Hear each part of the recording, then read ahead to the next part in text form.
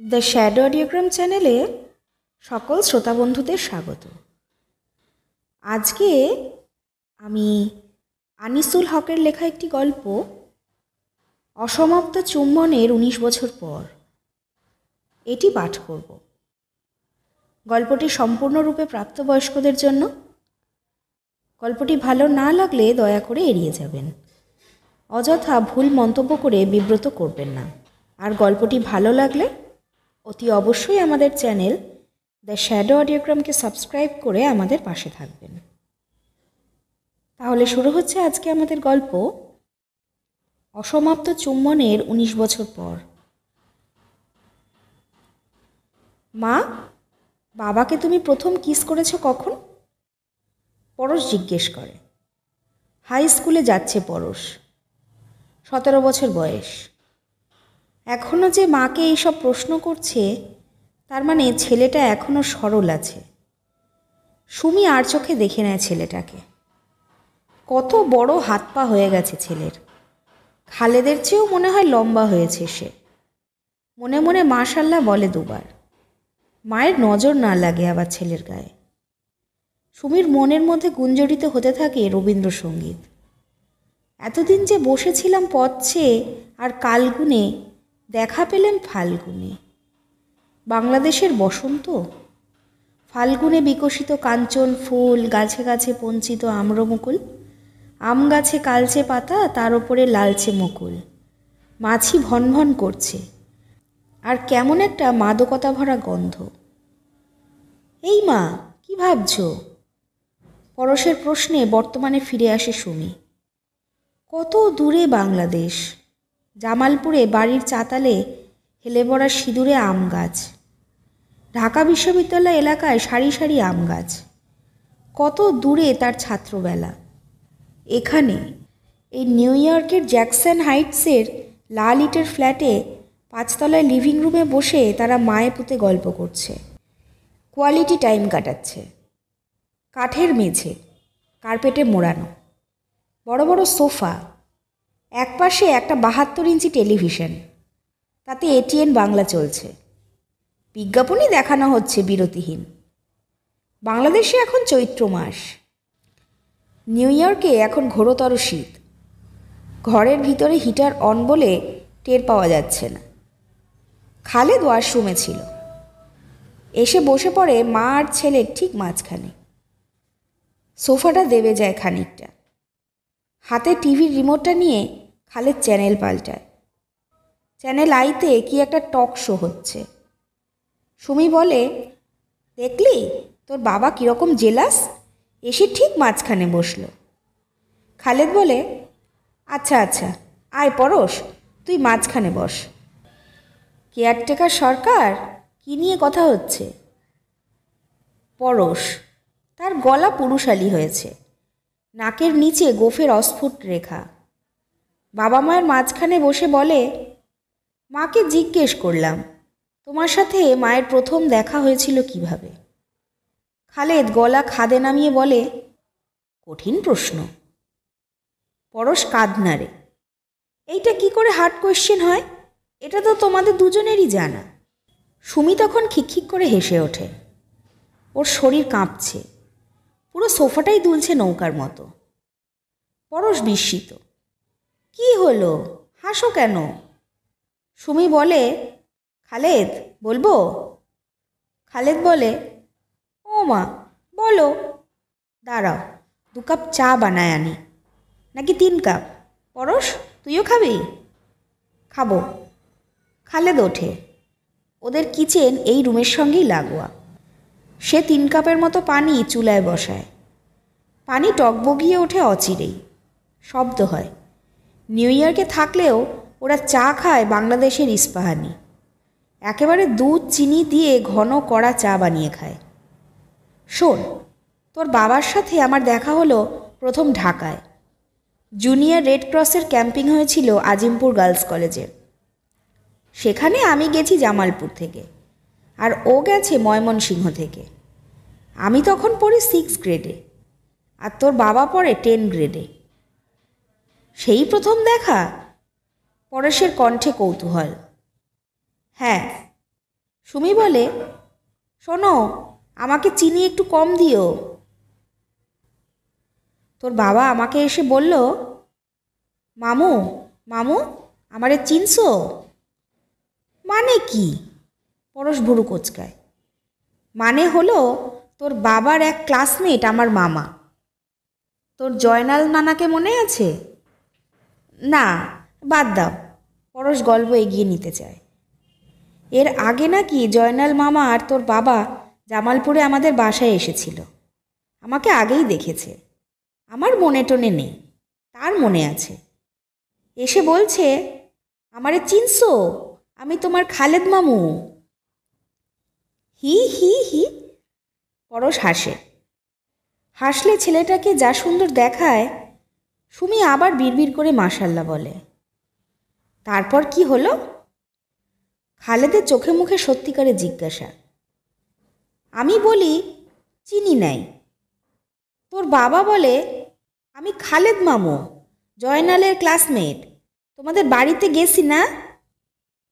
শোনো মামু, এই খামটা একটু ওই যে লম্বা করে মেয়েটা আছে না, রানী, ওকে একটু দিতে পারবা? সুমি হেসে সোফার মধ্যে গড়াগড়ি খেতে থাকে। ওপাশ থেকে 3 কাপ চা ট্রেতে সাজিয়ে নিয়ে এই দিকে আসতে আসতে খালেদ চেঁচায়, এই এই বানিয়ে বানিয়ে কথা বলবে না। বানাচ্ছি না তো, বানাচ্ছি না। সুমিত বলে, মানে বুঝলি, রানী নামের একটা মেয়েকে তোর বাবার পছন্দ হয়েছে। তাকে সে চিঠি লিখেছে। আমাকে বলে সেই চিঠি রানীকে পৌঁছে দিতে। আচ্ছা, তাই নাকি? পরশ এবার গলা ফাটিয়ে হাসে। তারপর তুমি পৌঁছায় দিলা চিঠিটা? দেব না, আমার খালেদ মামু আমারে দিতে বলেছে। হ্যাঁ। তারপর রানীকে লাইক করে বাবা, তাকে তুমি কেন বিয়ে করলা?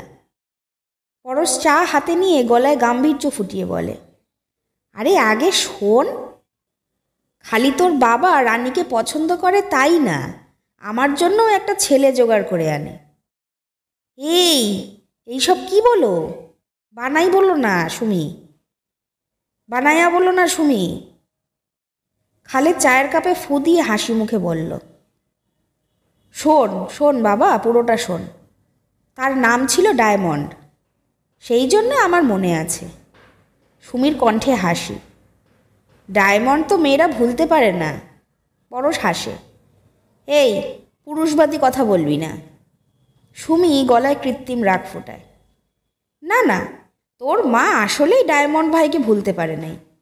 এর সঙ্গে হীরার কোনো সম্পর্ক নাই। এক হাতে চায়ের কাপ আর এক হাতে টেলিভিশনের রিমোট। খালেদের চোখ টিভিতে। সুমি বলে, ডায়মন্ড ভাই ছিলেন ময়মনসিংহের রেড ক্রসের বড় ভাই, বড় লিডার। তিনি তখন ইন্টারমিডিয়েট পাশ করেছেন, মানে হাই স্কুল শেষ।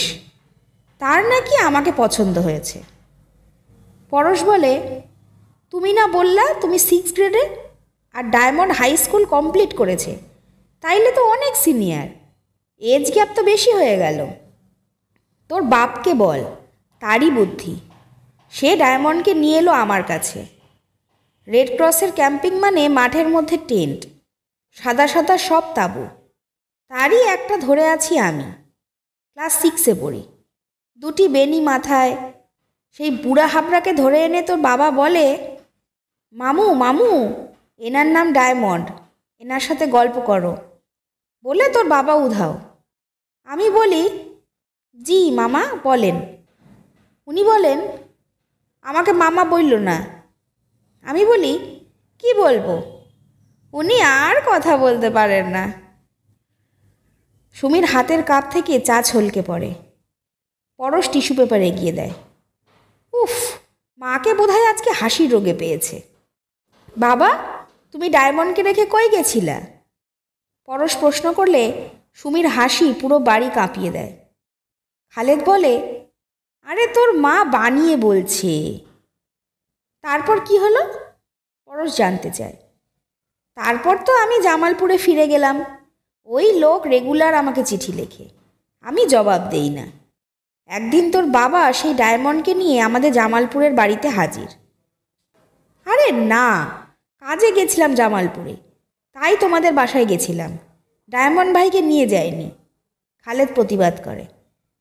সুমি বলে, আব্বা টের পেয়ে যান। তখন জয়নাল মামাকে ডেকে ঝাড়ি দেন। এই, তোর বন্ধুবান্ধবগুলো এই রকম কেন রে? তোর বন্ধু খালেদ তার ডায়মন্ড ভাইকে নিয়ে এসে আমার মেয়েকে জ্বালাতন করে কেন? তারপর পরশ শুধায়, তারপর তোর বাবা আর ডায়মন্ডকে নিয়ে জ্বালাতন করতে আসেনি। আমি জামালপুর কলেজ থেকে আইএসসি পাশ করে ঢাকা ইউনিভার্সিটিতে ভর্তি হই। তোর বাবা তখন ইউনিভার্সিটির টিচার হয়ে গেছে। আমি হলে সিট পাই নাই। রেবেকা খালার বাসা থেকে বহুত কষ্ট করে ক্লাস করি। কি আর করা, গেলাম আমার খালেদ মামুর কাছে। মামু, আমাকে হলের সিট জোগাড় করে দেন। মামু বলে, হলে থাকবে? তোমার তো কষ্ট হবে। আচ্ছা, সোমবার এসো, দেখি কি করতে পারি। সোমবার যাই। উনি আমাকে বলেন, চা খাবে? আমাকে চা বানিয়ে খাওয়ান। এইভাবে সোমবারে যাই, বুধবারে যাই, শনিবারে যাই। খালেদ বলে, তারপর রবিবারে যাই, সোমবারে যাই, মঙ্গলবারে যাই, বুধবারে যাই। পরেশ লজ্জা পায়। বুঝছি, রোজ যাও। তারপর? তারপর আর কি? মামু বলে, শোনো, তোমার এত কষ্ট করে হলে ওঠার দরকার কি আছে? আমার তো বাসা আছে, তুমি তো আমার বাসাতেই উঠতে পারো। তখন আমি বলি, প্রপোজাল ছেলের বাসা থেকে পাঠাতে হয়, তুমি প্রপোজাল পাঠাও।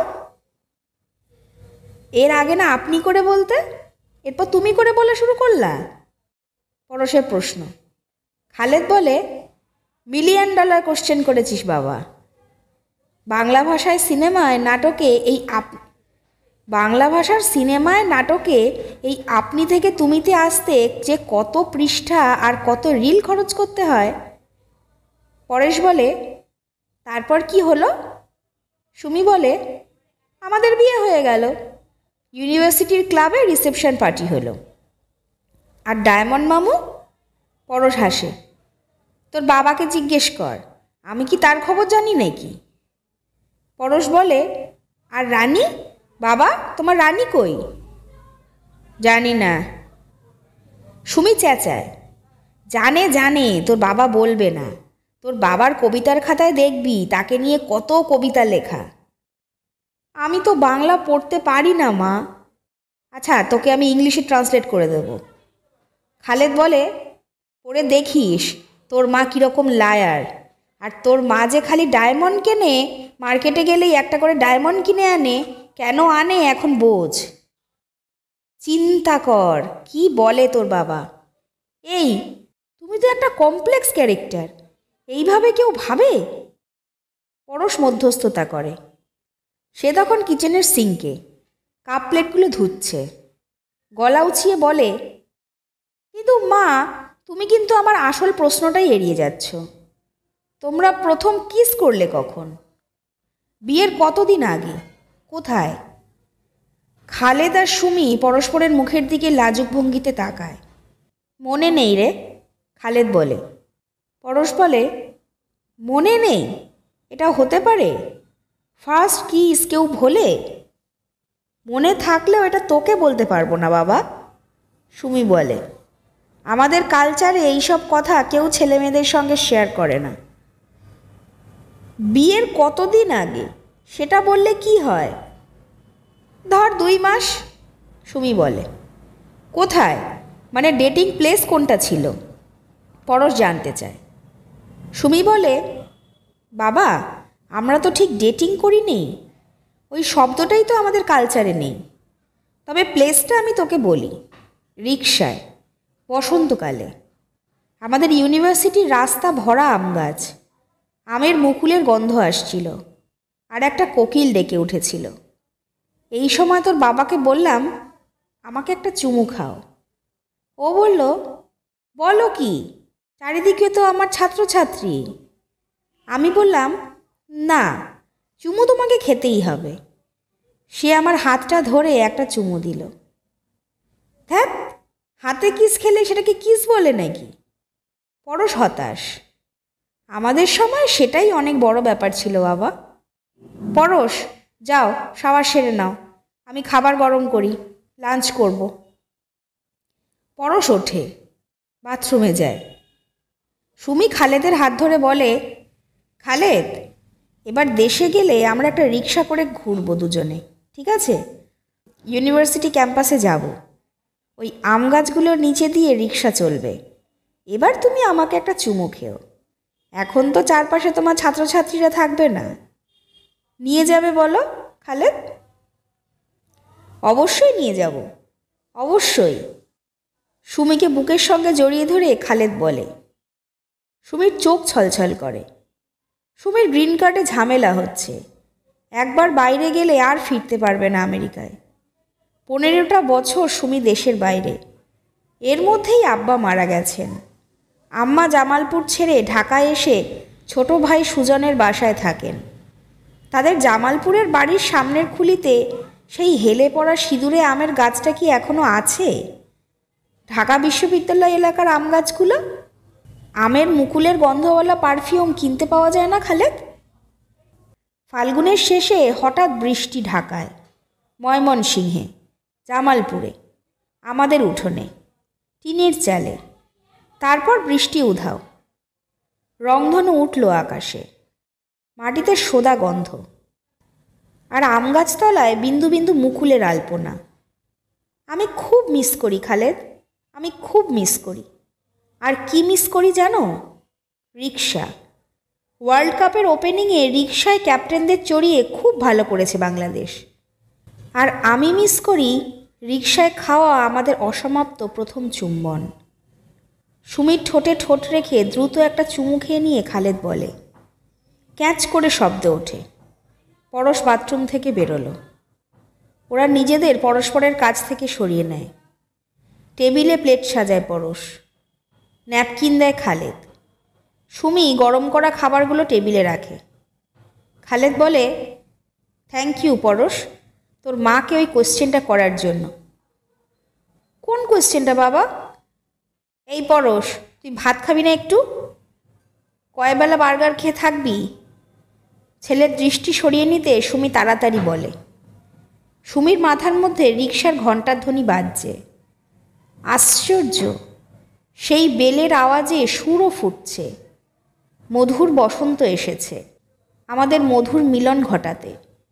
তার এই দুপুরটায় কি যে ভালো লাগছে।